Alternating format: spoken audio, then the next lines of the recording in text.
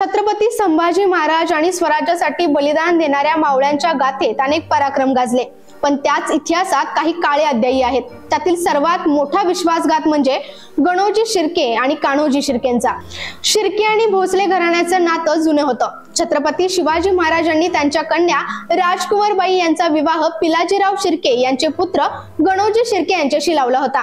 तसेच पिलाजीराव शिर्के यांच्या कन्या येसूबाई या संभाजी महाराजांच्या पत्नी होत्या। इतक्या जवळच्या नातेसंबंधानंतरही इतिहासाने वेगळेच वळण घेतले। गणोजी शिर्के यांना दाभोळच्या वतनाची इच्छा होती, पण छत्रपती शिवाजी महाराज आणि त्यानंतर संभाजी महाराज यांनी वतनदारी स्पष्ट नकार दिला। संभाजी महाराजांच्या राज्याभिषेकानंतर शिर्केंनी त्यांना मदत केली होती, पण वतनाची मागणी त्यांनी सोडली नव्हती। संभाजी महाराजांनी शिर्केंच्या मागणीला नेहमीच विरोध केला। शिर्केंनी संभाजी महाराजांविरोधात कट रचला। त्यांना गादीवरून हटवायचं आणि राजाराम महाराजांना छत्रपती करायचं असा त्यांचा डाव होता। त्यांच्याच या कटाचा पर्दाफाश झाला तेव्हा संभाजी महाराजांनी शिर्केंवर कठोर कारवाई केली। येसूबाईंनीही आपल्या नातलगांची बाजू न धरता महाराजांची साथ दिली। शिर्केंची आणखी एक नाराजी कवी कलश यांच्यावर होती। महाराजांनी शिर्केंऐवजी कवी कलशांचा पक्ष घेतला, यामुळे त्यांचा रोष अधिकच वाढला। हीच वेळ साधत औरंगजेबाने शिर्केंना आपल्या बाजूने ओढलं, त्यांना मोठी वतन आणि अधिकार देण्याचे आमिष दाखवलं।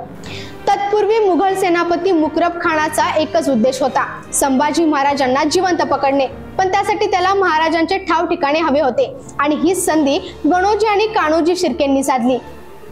संगमेश्वरात सरदेसाई वाड्यात विश्रांतीसाठी थांबलेला संभाजी महाराजांचा ठाव ठिकाणा त्यांनी मुकरब खानाला सांगितला।